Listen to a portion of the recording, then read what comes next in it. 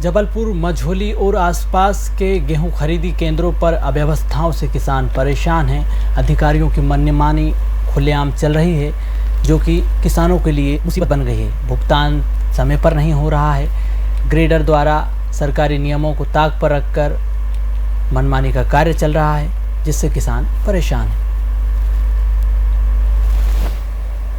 जैसे कि अभी हम मौजूद हैं जबलपुर के दर्शनी खरीदी केंद्र में, और सिंगौत का एक बहुत बड़ा मामला सामने आया है, जहां की किसानों के साथ बहुत ही ज़्यादा भ्रष्टाचार हो रहा है। जहां शासन ने बोला है कि 50 किलोग्राम गेहूं की तुलाई होनी चाहिए, उसके ऊपर बोरी की तुलाई होनी चाहिए, लेकिन वहां पे बहुत सारी अनियमितताएं पाई गई हैं, जिसके कारण आज हमारी सार्थक न्यूज़ की टीम यहाँ दर्शनी खरीदी केंद्र में पहुंची है। आपकी क्या समस्या है यहाँ पे है? और सर, समस्याएं तो यहाँ काफ़ी हैं। यदि गेहूं लेके आते, तिरपाल लेके आते, बिछाते, झाड़ियाँ साफ है नहीं है, किसी भी प्रकार से अपन व्यवस्थाएं करके गेहूं रखते हैं। अनंतर जब ग्रेडर चेक करने आता है तो कभी कभी क्या है, फेल कर देते, फिर दोबारा चेक करने जाते, शाम होते हुए भी 3-4 बजे, फिर उसके बाद पास किया जाता है। क्या आपको ये पता है कि माननीय मुख्यमंत्री ने, मध्य प्रदेश सरकार ने ये आदेश पारित किया है कि किसानों की किसी भी तरीके की गेहूं को नहीं रोका जाएगा, उनकी सारी गेहूं की खरीदी की जाएगी? क्या ये जानकारी आपको है?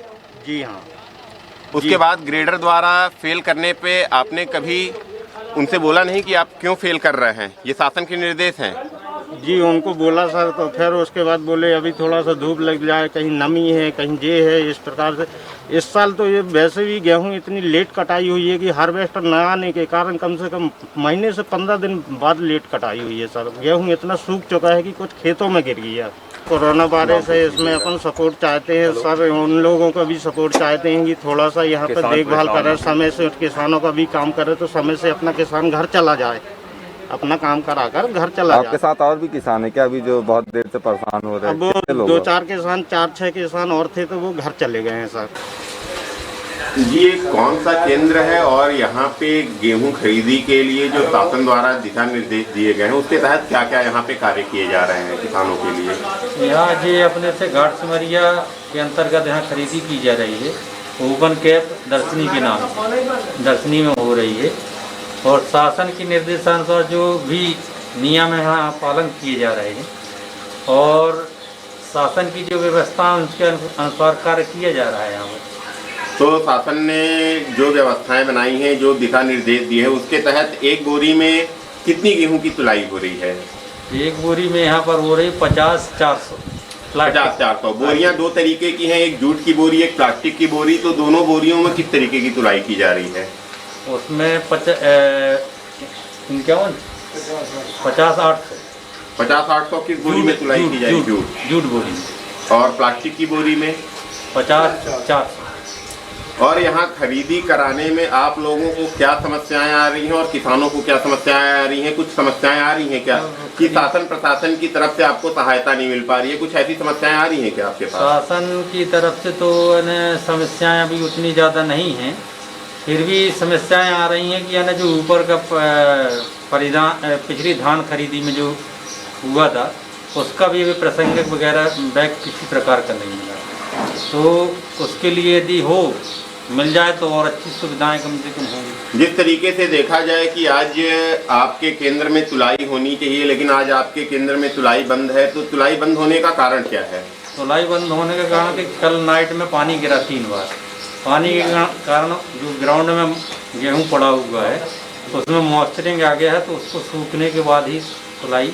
लेकिन जैसा कि कहा जाता है कि किसान जो होता है वो अर्थव्यवस्था की रीढ़ की हड्डी होता है, तो क्या शासन प्रशासन ने उनकी जो संपत्ति है, उनकी जो गेहूं है, क्या उनके लिए, उनको सुरक्षित करने के लिए कोई प्रकार की व्यवस्था नहीं बनाई है क्या? शासन की तरफ से तो अभी व्यवस्थाएं हैं, उतनी ज़्यादा नहीं जितना होना चाहिए। 1-2 तिरपाल में तो ढक नहीं सकता है, 2-3-4 तिरपाल हैं भी तो नहीं ढक पाता है ना। जो स्तर पर खरीदी हो रही है वो स्तर पर ढांकने की व्यवस्था नहीं। आज पूरा विश्व कोरोना महामारी से प्रताड़ित है, और यहाँ पे किसान इस तरीके से यदि गेहूं खरीदी में लेट हो रहा है तो कहीं ना कहीं किसान भी प्रताड़ित हो रहा है। तो इससे आप शासन प्रशासन से क्या गुहार लगाना चाह रहे हैं कि आपकी क्या मदद हो सके कि किसानों की खरीदी जल्दी हो सके? ये उम्मीद कर रहे हैं और उनसे मदद चाह रहे हैं कि यहाँ की जो कमियां हैं उसके हिसाब से यानी जल्दी व्यवस्था कर दी जाए तो किसान भी यहाँ से जल्दी पूरी होंगे और इस बीमारी से अपन वंचित रहेंगे। हमारे साथ अभी मौजूद हैं किसान महासंघ के जबलपुर संभागीय अध्यक्ष। हम उनसे जानना चाहेंगे कि किसानों के साथ क्या क्या दिक्कतें इस खरीदी केंद्र में आ रही हैं और जबलपुर संभाग के खरीदी केंद्र में आ रही हैं। श्रीमान जी, सबसे पहली बात तो ये है कि जबलपुर शहर के अंदर एक किसान की हत्या, उसके बाद मझौली सैलो बैग में किसानों की पिटाई, और उसके बाद ये जो दर्शनी ओपन कैंप जहां आप खड़े हैं, इस जगह पे आज से 5 या 6 दिन पहले मैं आया था।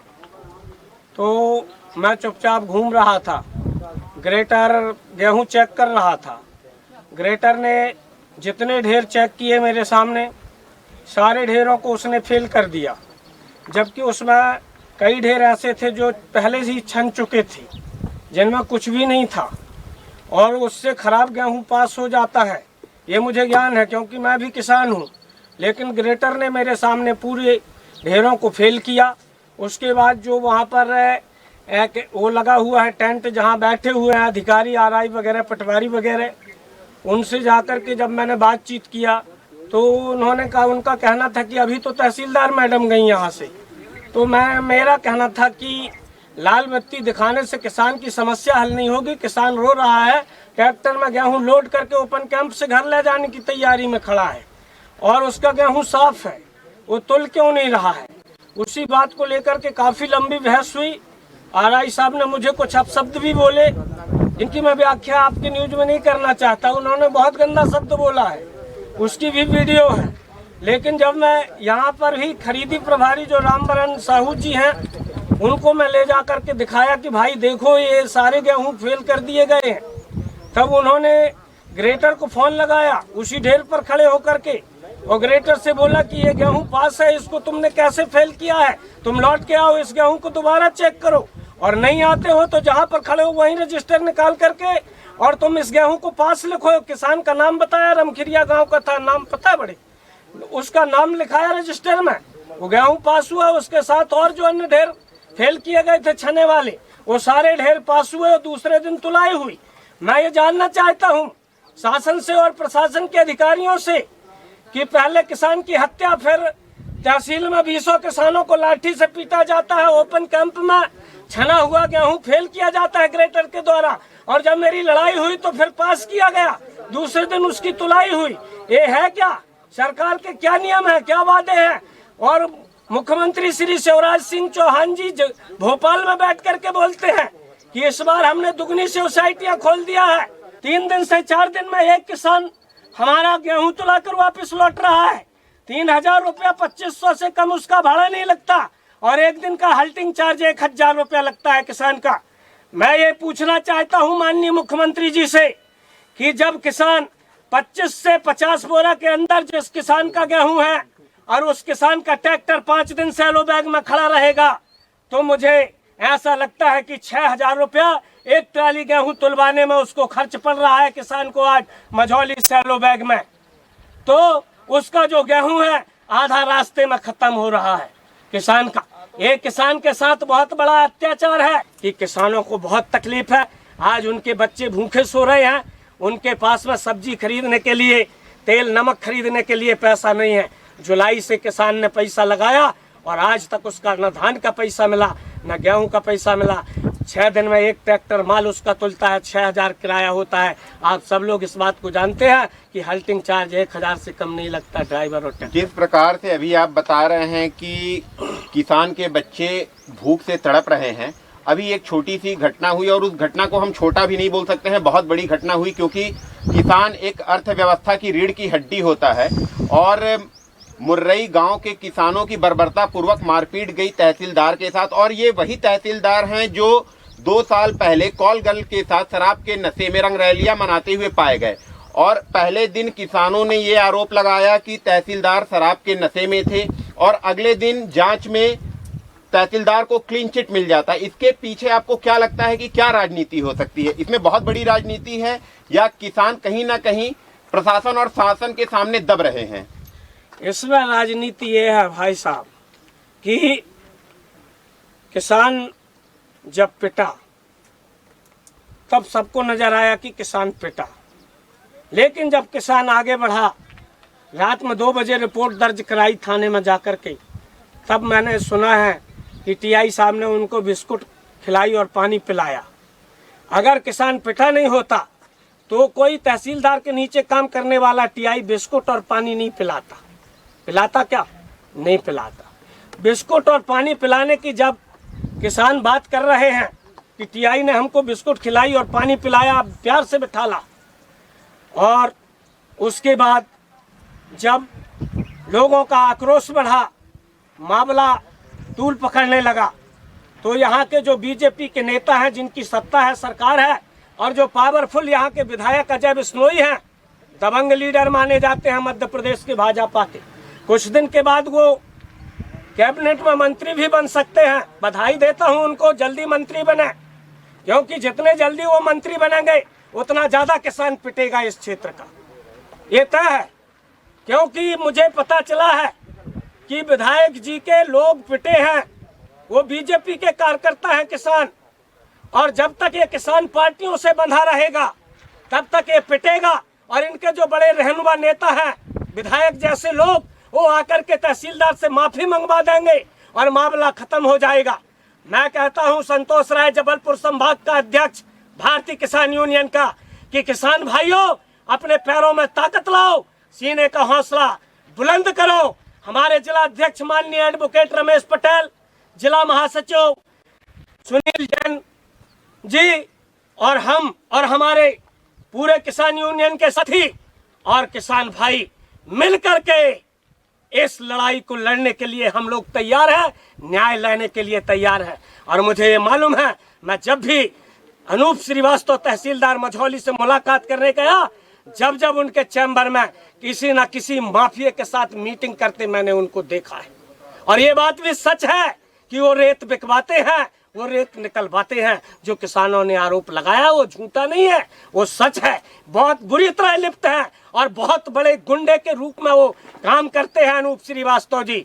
लेकिन समस्या इस बात की है कि पार्टी के दबाव में आकर के किसान चुप हो गया और किसान पिट गया। इसलिए मैं कहना चाहता हूं कि किसानों, तुम देश चलाते हो, आज अगर तुम्हारी औकात न होती तो ये भारत देश के लोग लॉकडाउन में 1.5 महीने से अपना पेट न पाल रहे होते। और माननीय मुख्यमंत्री जी ने जो आदेश किया है, चमकदार बिना चमकदार, अरे मैं तो कहता हूँ शिवराज सिंह चौहान जी, एक आज सोसाइटी में हेलीकॉप्टर उतार के देखो, आपको पता चल जाएगा कि ये चमकदार फेल हो रहा है कि बिना चमकदार फेल हो रहा है। इसका ज्ञान आपको हो जाएगा उसी वक्त जिस वक्त आप किसी सोसाइटी की जांच करेंगे। भोपाल में बैठ करके मोबाइल में या आपके कागज में घोषणा कर देने से, आदेश कर देने से इस सोसाइटी के गेहूं की तुलाई में लागू नहीं होता। अगर लागू है तो किसान के साथ ये अत्याचार क्यों है? लागू नहीं है, मैं कह रहा हूं कि लागू नहीं है, और लागू है तो फिर उसको उसका फायदा मिलना चाहिए। ओपन कैंप से भी सैकड़ों टैलियां वापस आ चुकी हैं लौट करके, जिनको दोबारा किसान ने या तो फिर बनाया या फिर वो दोबारा लौट के नहीं गया। तो ये सरकार है, चाहे सरकार कांग्रेस की रही हो, चाहे सरकार भाजपा की रही हो, दोनों सरकारें किसानों की दुश्मन है। ये 100% सत्य बात बोल रहा हूँ। ना कमलनाथ ने पैसा दिया धान का, ना शिवराज सिंह चौहान आज तक धान का पैसा दे पाए, और लॉकडाउन की चपेट झेल रहा है किसान। आत्महत्या करने के अलावा किसान के पास कोई रास्ता नहीं बचा। और उसके बाद जो किसान थोड़ा बहुत जी रहा है, तो जबलपुर में पुलिस मार के हत्या करती है, मझौली में तहसीलदार मार करके 20 किसानों को, चौकीदार सेहत को पेटा, जिनके आज डंडे सीधे बने हुए हैं। ओपन कैंप में 8 से 10 किसानों का गेहूं रिजेक्ट किया, लेकिन अगर समझौता हुआ तो भारतीय जनता पार्टी के दबाव में हुआ, विधायक के दबाव में हुआ, और उसी के कारण आज किसान दहशत में है, जो अपने हिस्से की लड़ाई को नहीं बोल पा रहा है। क्यों? क्योंकि जब इस तरह से मार दिया जाएगा और मामले को दफन कर दिए जाएंगे। अभी आप लोग बोल रहे थे कि किसी लेडीज के साथ में भी उसने अत्याचार किया, तो मैं ये बोल रहा हूँ आपसे कि जब तक शासन चलाने वाले लोग ऐसे भ्रष्ट अधिकारियों के साथ रहेंगे, इनको सह देंगे, तब तक वो लोग किसी भी प्रकार का बलात्कार करेंगे, अत्याचार करेंगे, व्यभिचार करेंगे और वो सुरक्षित रहेंगे। उनको कोई पनिशमेंट मिलने वाला नहीं है। जब सैलो बैग में हजारों ट्रैक्टरों के बीच में किसानों की पिटाई हो गई रात में 12 बजे और उस मामले को ख़त्म कर दिया गया, तो इससे ज़्यादा भारत देश में और क्या आप सुनना चाहेंगे और क्या देखना चाहेंगे? अब इस पूरे मामले में सबसे बड़ी घटनाक्रम ये आ रही है, एक किसान नेता ने शासन और प्रशासन के ऊपर ये आरोप लगाया है कि कहीं ना कहीं शासन और प्रशासन के दबाव में जो किसान परिवार है वो कहीं ना कहीं दबा हुआ है। अब इस पूरे मामले में देखने वाली बात ये होगी कि एक किसान मुखिया ने शासन प्रशासन के जो ऊपर आरोप लगाए हैं उसमें आगे क्या कार्यवाही होती है। क्या किसान जो रीढ़ की हड्डी कहा जाता है अर्थव्यवस्था की, वो इसी तरह पिटता और मरता रहेगा या कहीं ना कहीं उनका परिवार भी एक अच्छा जीवन यापन करेगा। कैमरामैन हरिओम साहू के साथ जेपी सिंह, जबलपुर।